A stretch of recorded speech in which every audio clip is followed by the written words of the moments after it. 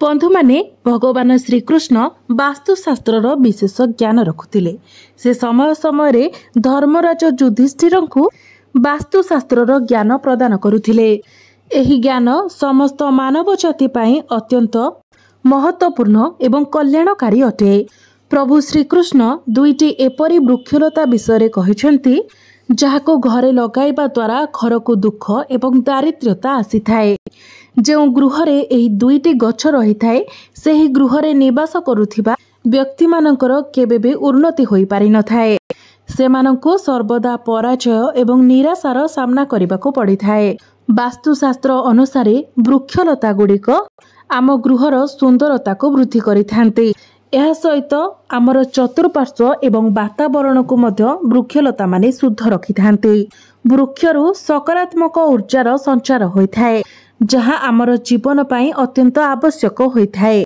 वृक्षलता माने आम घरर चतुर्पार्श्व रे थिबा नकारात्मकता को कम करी सकारात्मक ऊर्जा वृद्धि करिथान्ते। घर सम्मुखरे शुभ वृक्षलता लगाइबा द्वारा गृहरे सकारात्मक ऊर्जा वृद्धि पाई थाए। यह सहित अनेक प्रकारर वास्तु दोष मध्य नष्ट हो जाय थाए।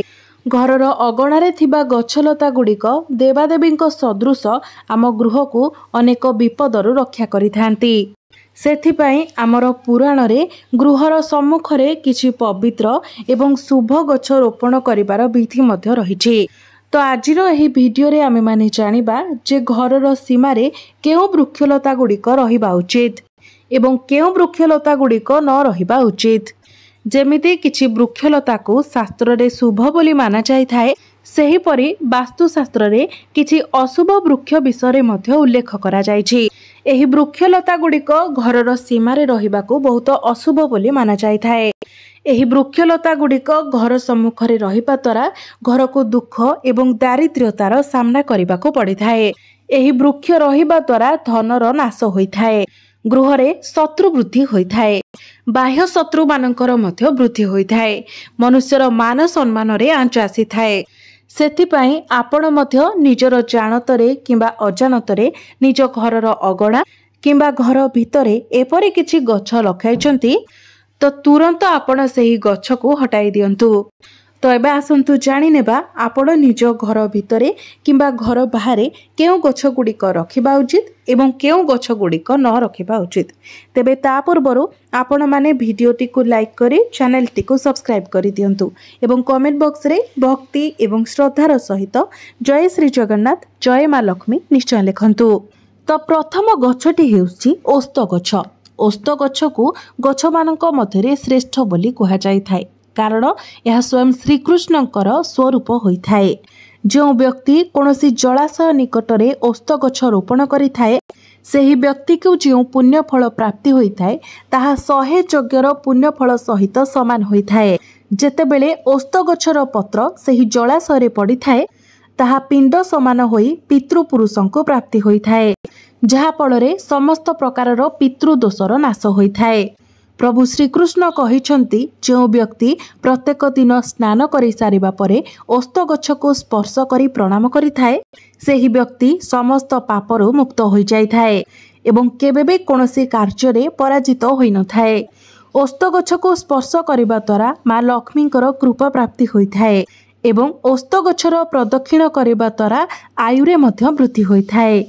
ओस्त गछर मूलरे श्री विष्णु, मध्य भागरे प्रभु शिव शंकर एवं अग्र भागरे ब्रह्मा वास करिथांती। सोमवती अमावास्या दिन ओस्त गछ को प्रणाम करिबा द्वारा जेउ फल प्राप्ति होइथाए ताहा 1000 गोदान सह समान होइथाए। एही संसार रे ओस्त गछर समान कोनोसी भी वृक्षलता नाही। ओस्त गछ को गछ मानक मध्यरे श्रेष्ठ बोली कहा जाय थाए कारण साक्षात श्रीहरि एही वृक्ष रूपरे पृथ्वी पृष्ठरे विराजमान अछंती।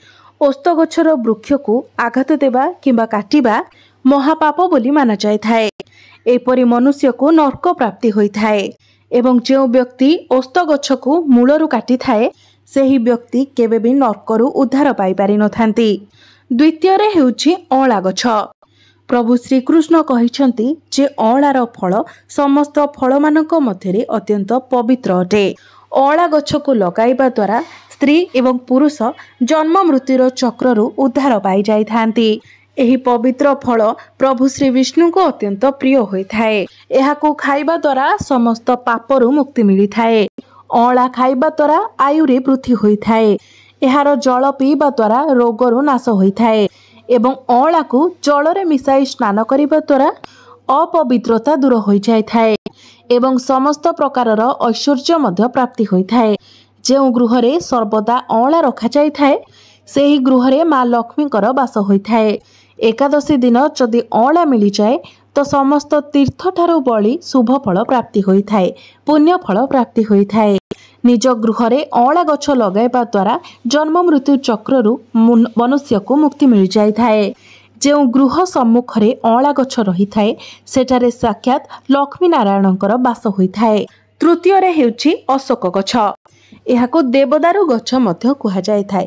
ତ ପୁରାଣ ଶାସ୍ତ୍ର ଅନୁସାରେ ଏହି ବୃକ୍ଷରେ ଅପ୍ସରା ମାନଙ୍କର ବାସ ହୋଇଥାଏ। ଏହି ଗଛଟି ଶୋକକୁ ନାଶ କରିବା ବାଲା ଏବଂ ନିରାଶକୁ ଦୂର କରିବା ବାଲା ହୋଇଥାଏ। ଏହି ଗୃହକୁ ଘର ନିକଟରେ ଲଗାଇବା ଦ୍ୱାରା ଗୃହରେ ସୁଖ ସମୃଦ୍ଧିର ବୃଦ୍ଧି ହୋଇଥାଏ। ଅଶୋକ ବୃକ୍ଷ ଶୀତଳତା ଏବଂ ଯୌବନ ପ୍ରଦାନକାରୀ ହୋଇଥାଏ। ମା ଲକ୍ଷ୍ମୀ ଯେତେବେଳେ ସୀତାଙ୍କ ରୂପରେ ଅବତୀର୍ଣ୍ଣ ହୋଇଥିଲେ ସେତେବେଳେ ରାବଣ ଦ୍ୱାରା ଅପହୃତ ହେବା ପରେ ସେ ଅଶୋକ ବାଟିକାରେ ହିଁ ରହିଥିଲେ। ସେତେବେଳେ ଅଶୋକ ଗଛ ମା ସୀତାଙ୍କର ବହୁତ ସେବା କରିଥିଲା। ସେତେବେଳେ ମା ସୀତା ଅଶୋକ ବୃକ୍ଷକୁ ଏହି ବରଦାନ ଦେଇଥିଲେ ଯେ ଯେଉଁ ବି ସ୍ଥାନରେ ଅଶୋକ ବୃକ୍ଷ ରହିବ ସେଠାରେ ମା ସୀତା ମଧ୍ୟ ନିବାସ କରିବେ। ଚତୁର୍ଥରେ ହେଉଛି ଡିମିରି ଗଛ। ପଦ୍ମପୁରାଣ ଅନୁସାରେ ପ୍ରତ୍ୟେକ ମନୁଷ୍ୟକୁ ଡିମିରି ଗଛ ଅବଶ୍ୟ ଲଗାଇବା ଉଚିତ। ଏହି ବୃକ୍ଷ ଲଗାଇବା ଦ୍ୱାରା ଯେଉଁ ପୁଣ୍ୟ ଫଳ ପ୍ରାପ୍ତି ହୋଇଥାଏ ତାହା ମହାଯଜ୍ଞ ସମାନ ହୋଇଥାଏ। କଳିଯୁଗର ମନୁଷ୍ୟ ପାଇଁ ଯଜ୍ଞ କରିବାକୁ ସେତିକି ସମୟ ନାହିଁ। ସେଥିପାଇଁ ପ୍ରତ୍ୟେକ ମନୁଷ୍ୟ ନିଜ ଜୀବନରେ ଗୋଟିଏ ଡିମିରି ଗଛ ଲଗାଇବା ଅବଶ୍ୟ ଉଚିତ। ପଞ୍ଚମରେ ହେଉଛି ଲିମ୍ବ ଗଛ। ପଦ୍ମପୁରାଣ ଅନୁସାରେ ଲିମ୍ବ ଗଛ ଲଗାଇବା ଦ୍ୱାରା ସୂର୍ଯ୍ୟଦେବ ଅତ୍ୟନ୍ତ ପ୍ରସନ୍ନ ହୋଇଥାନ୍ତି। ଲିମ୍ବ ଗଛ ଆୟୁ ପ୍ରଦାନ କରିଥାଏ। ଏହାକୁ ଘର ପାଖରେ ଲଗାଇବା ଦ୍ୱାରା ନାନା ପ୍ରକାରର ରୋଗରୁ ମୁକ୍ତି ମିଳିଥାଏ। ମା ଲକ୍ଷ୍ମୀଙ୍କୁ ଲିମ୍ବ ଗଛର ପତ୍ର ଅତ୍ୟନ୍ତ ପ୍ରିୟ ହୋଇଥାଏ। ସେଥିପାଇଁ ମା ଲକ୍ଷ୍ମୀ ଲିମ୍ବ ଗଛ ନିକଟରେ ବାସ କରିଥାନ୍ତି। ଗୃହ ସମ୍ମୁଖରେ ଲିମ୍ବ ଗଛର ରୋପଣ କରିବା ଦ୍ୱାରା ଧନ ସମ୍ପତ୍ତିର ପ୍ରାପ୍ତି ହୋଇଥାଏ। ଷଷ୍ଠରେ ହେଉଛି ଜାମୁକୋଳି ଗଛ। ଯଦି କୌଣସି ବ୍ୟକ୍ତି ସୁକନ୍ୟା ପ୍ରାପ୍ତି କରିବା ପାଇଁ ଚାହୁଁଛନ୍ତି, ଉତ୍ତମ ଗୁଣ ଏବଂ ଚରିତ୍ରବତୀ କନ୍ୟା ପ୍ରାପ୍ତି କରିବା ପାଇଁ ଚାହୁଁଛନ୍ତି ତ ସେହି ବ୍ୟକ୍ତି ଗୃହ ସମ୍ମୁଖରେ ଜାମୁକୋଳିର ଗଛ ନିଶ୍ଚିତ ଭାବରେ ରୋପଣ କରିବା ଉଚିତ। ପଦ୍ମପୁରାଣ ଅନୁସାରେ ଯେଉଁ ମନୁଷ୍ୟର ଗୃହ ସମ୍ମୁଖରେ ଜାମୁକୋଳିର ଗଛ ରହିଥାଏ ସେହି ବ୍ୟକ୍ତିଙ୍କ ଗୃହରେ ଉଚ୍ଚ ଗୁଣ ସମ୍ପନ୍ନ କନ୍ୟା ଜାତ ହୋଇଥାଏ, ଯେଉଁ କନ୍ୟା କୁଳର ଗୌରବ ବଢ଼ାଇଥାଏ। ସପ୍ତମରେ ହେଉଛି ବେଲଗଛ। ପଦ୍ମପୁରାଣ ଅନୁସାରେ ବେଲଗଛରେ ପ୍ରଭୁ ଶିବ ଶଙ୍କର ଏବଂ ଗୋଲାପ ଗଛରେ ମା ପାର୍ବତୀଙ୍କର ବାସ ହୋଇଥାଏ। ସେଥିପାଇଁ ଯଦି ବେଲଗଛ ପାଖରେ ଗୋଲାପ ଗଛ ଲଗାଯାଏ ତ ଶିବ ପାର୍ବତୀଙ୍କର ଆଶୀର୍ବାଦ ପ୍ରାପ୍ତି ହୋଇଥାଏ। ସେହି ଗୃହକୁ କେବେ ବି ଦୁଃଖ ଦାରିଦ୍ର୍ୟତା ଆସିନଥାଏ। ସେହି ଗୃହରେ କେବେ ବି ଅକାଳ ମୃତ୍ୟୁ ହୋଇନଥାଏ ଏବଂ କୌଣସି ନାରୀ ବିଧବା ମଧ୍ୟ ହୋଇନଥାନ୍ତି। ଅଷ୍ଟମରେ ହେଉଛି ନଡ଼ିଆ ଗଛ। ନଡ଼ିଆକୁ ଶ୍ରୀଫଳ କୁହାଯାଇଥାଏ। ପ୍ରତ୍ୟେକ ଧାର୍ମିକ ଅନୁଷ୍ଠାନରେ ନଡ଼ିଆର ବ୍ୟବହାର କରାଯାଇଥାଏ। ନଡ଼ିଆକୁ ଅତ୍ୟନ୍ତ ଶୁଭ ବୋଲି ମାନାଯାଇଥାଏ। ଘରର ଅଗଣାରେ ନଡ଼ିଆର ଗଛ ରହିଲେ ସେହି ଗୃହକୁ ସର୍ବଦା ଶୁଭ ଫଳ ପ୍ରାପ୍ତି ହୋଇଥାଏ ଏବଂ ସମାଜରେ ସେହି ବ୍ୟକ୍ତିଙ୍କର ମାନ ସମ୍ମାନ ମଧ୍ୟ ବୃଦ୍ଧି ହୋଇଥାଏ। ଯଦି ଆପଣ ବାରମ୍ବାର ବେମାରୀରେ ପଡ଼ୁଛନ୍ତି, ଗୃହର କୌଣସି ସଦସ୍ୟଙ୍କର ଦେହ ସର୍ବଦା ଖରାପ ରହୁଛି ତ ଉତ୍ତମ ସ୍ୱାସ୍ଥ୍ୟ ପ୍ରାପ୍ତି କରିବା ପାଇଁ ଆପଣ ଘର ସମ୍ମୁଖରେ ଅର୍ଜୁନ ଗଛ ଲଗାଇବା ଉଚିତ। ଏହି ବୃକ୍ଷ ପ୍ରତ୍ୟେକ ସଦସ୍ୟମାନଙ୍କୁ ଆରୋଗ୍ୟ ପ୍ରଦାନ କରିଥାଏ। ମଲ୍ଲି ଗଛରେ ଗନ୍ଧର୍ବ ନିବାସ କରିଥାନ୍ତି। ତେଣୁ ଘରେ ମଲ୍ଲି ଗଛ ଲଗାଇବା ଦ୍ୱାରା ଘରକୁ ବହୁତ ଶୁଭତା ପ୍ରାପ୍ତି ହୋଇଥାଏ, କାର୍ଯ୍ୟରେ ସିଦ୍ଧି ମିଳିଥାଏ। ବିଶେଷ କରି ଯେଉଁ ବ୍ୟକ୍ତିମାନେ କଳା କ୍ଷେତ୍ରରେ କାମ କରୁଛନ୍ତି ସେମାନେ ନିଜର ଘରର ପରିସରରେ ମଲ୍ଲି ଗଛ ନିଶ୍ଚିତ ଭାବରେ ଲଗାଇବା ଉଚିତ। ଗୃହରେ ଚନ୍ଦନ ଗଛ ଏବଂ ପଣସ ଗଛ ଲଗାଇବା ଦ୍ୱାରା ଗୃହକୁ ଲକ୍ଷ୍ମୀ ପ୍ରାପ୍ତି ହୋଇଥାଏ ଏବଂ ଘରର ସଦସ୍ୟମାନଙ୍କୁ ପୁଣ୍ୟ ପ୍ରାପ୍ତି ହୋଇଥାଏ। ଏହି ବୃକ୍ଷର ରୋପଣ କରିବା ଦ୍ୱାରା ଦୁଃଖ ଏବଂ ଦାରିଦ୍ର୍ୟତାର ନାଶ ହୋଇଥାଏ। कदली गछ को मध्य अत्यंत शुभ बोली माना जाए। कदली गछरे श्री विष्णुकर निवास होता है। तो गृह रे कदली गछ लगाइबा द्वारा यह फल गृह सुख एवं समृद्धिर वृद्धि होता है। विशेषकर जदि आपण तुलसी गछ निकटरे कदली गछ लगाती तो यह द्वारा आपणक गृह लक्ष्मी नारायण आशीर्वाद सर्वदा बनी रही है। कारण कदली गछरे श्री विष्णुकर निवास होता है एवं तुलसी गछरे मां लक्ष्मीकर निवास होता है, जहा फल गृह केबे भी धनर कमी होई न थाए। यह परे हेउची गंगशिउली गछ। गंगशिउली गछ को पारिजात गछ बोली मध्य कहा जाय थाए। एही गछर उत्पत्ति समुद्र मंथन समय होइथिला एवं मां लक्ष्मी मध्य समुद्र मंथन समय उत्पत्ति होइथिले। सेतिपई पारिजात वृक्षर बहुत अधिक महत्व रहिछि। जदि आपण निजर घरर परिसर मध्यरे एही गछ को लगांती तो आपणकु सर्वदा मां लक्ष्मीकर कृपा प्राप्ति होइथाए। तेबे आपण निजर घर निकटरे केबे भी ताल गछ लगाइबा उचित नुहे। ताल गछ संतान नाश करिथाए।